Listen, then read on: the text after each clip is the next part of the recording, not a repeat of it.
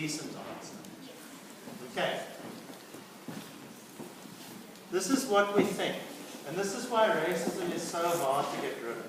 And it's very important. I mean, I hope that you all listen. Because our country has a chance to succeed where most countries can't and haven't succeeded. But every human being has a natural tendency to fight for their children, right?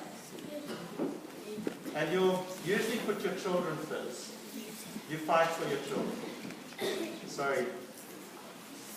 You fight for your children.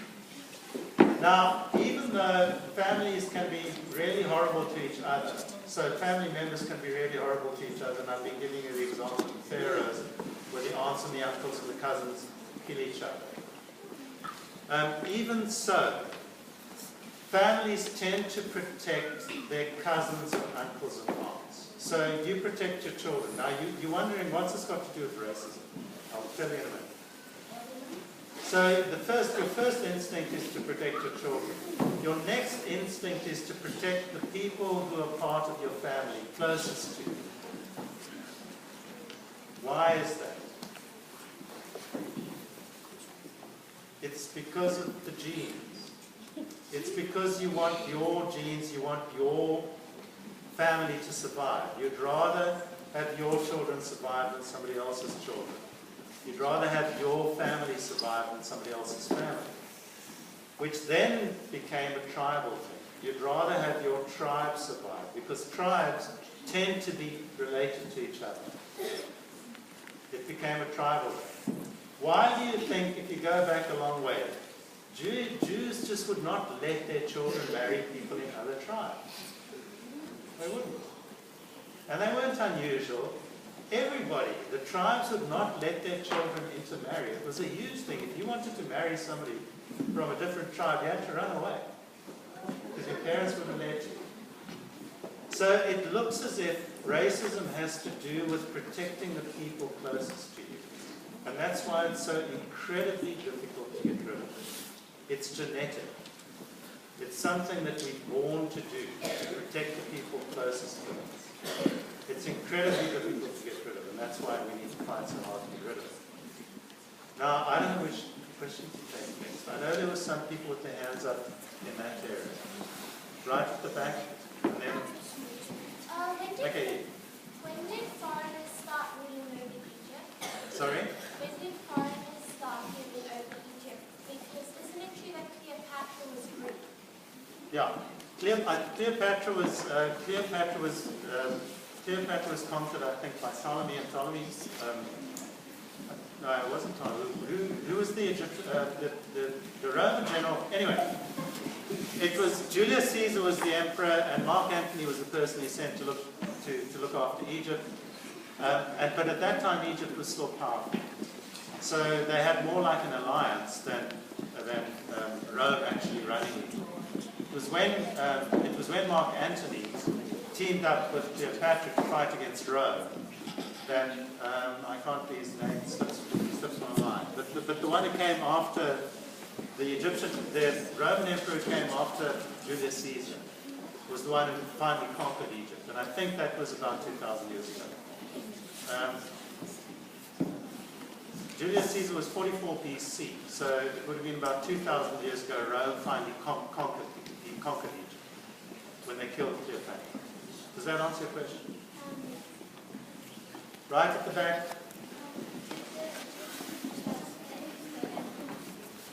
Did they have slaves? Did they have Egyptians slaves? have slaves? Absolutely. Until very recently, if you were powerful, you had slaves. The question was, did they have slaves? Yes. Wealthy people, until very recently, have always had slaves. You'll find slavery in every culture, in every empire, in every kingdom throughout history. You'll find slavery. I don't know who to take next. How did they build the pyramids? Yes. And then I'll come to you at the end of the walk. The girl sitting just behind me. Yeah.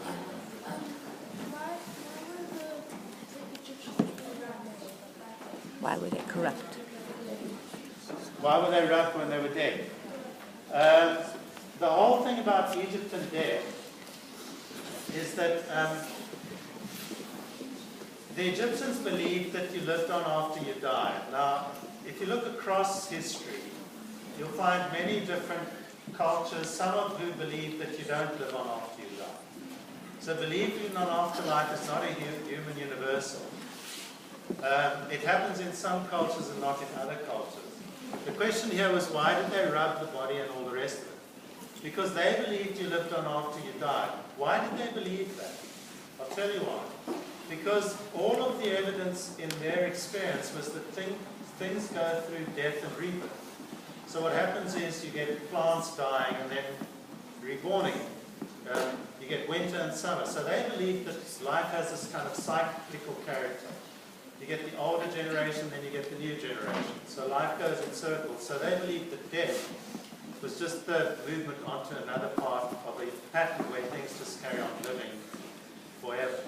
And you rub the body with ointment and all the rest of it. You do all that mummification stuff because they've also discovered that that's how you keep the body looking its best. Did you know that they suck the brain out of you? How did they build the pyramids? Through your nostrils. One more question and then I've got a pyramid.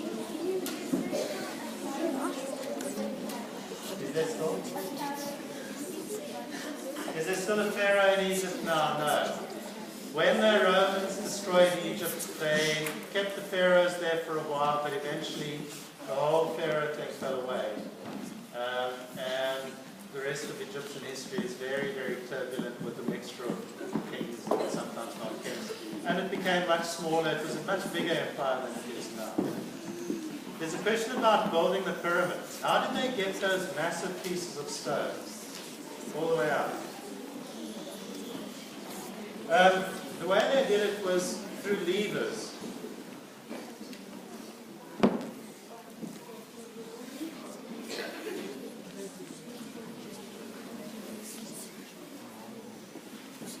First of all, the stones, they found the stones down here towards the south. They carved the stones out. The stones were transported up the river. That was very easy. But the way they built them was just by building huge ramps of sand. Huge ramps of sand. And then they pushed the stones up. Now, imagine how many human beings you would need to push the stones up the ramp. It wasn't a problem, because they were the most powerful country in the world. They could get that many people that they needed to just push the stones up the ramp. And they just carried on and on until they got it. Okay, we have one more. One more question. Where should I just don't know who to ask. I'm sure I've been unfair. Okay, this one.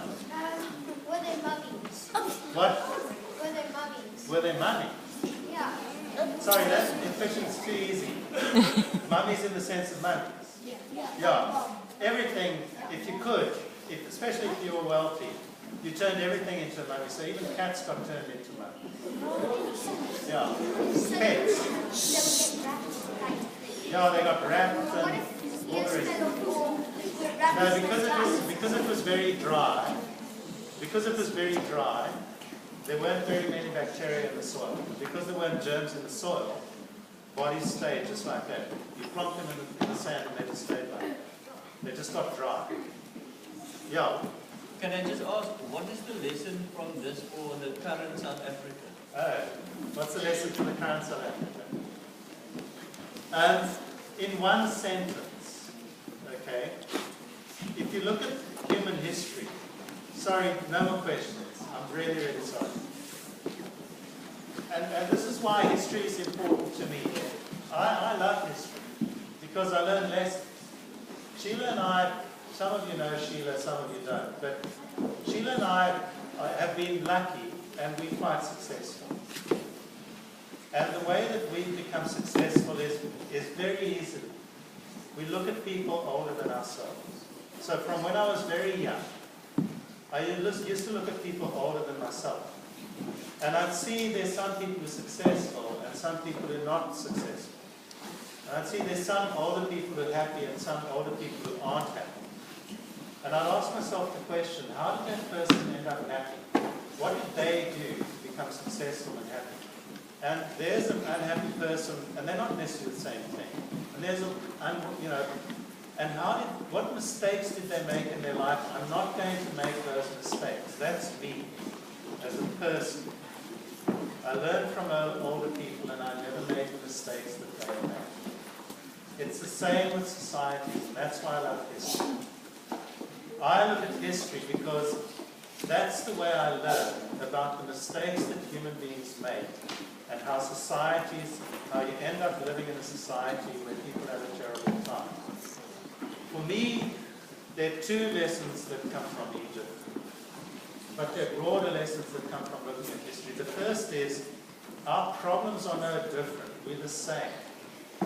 They have the same problems that we have. They had their methods of solving them, and they were reasonably successful in solving the problems. The pharaohs managed to protect themselves from ordinary people, but not from their own relatives. It's a very weird thing. But they were reasonably successful. So the lesson I learned is that they were the same as us. But the second lesson I learned is that you cannot work hard enough to try and live in a decent society. It's incredibly, incredibly difficult. And if you break the laws, if you don't do the things that human beings have agreed that they should do, so that the place is a decent place for everybody to live in, then it very quickly unravels and you get crime and squatters and corruption and everything. Does that help to answer the question? Okay, that's all I think we're going to...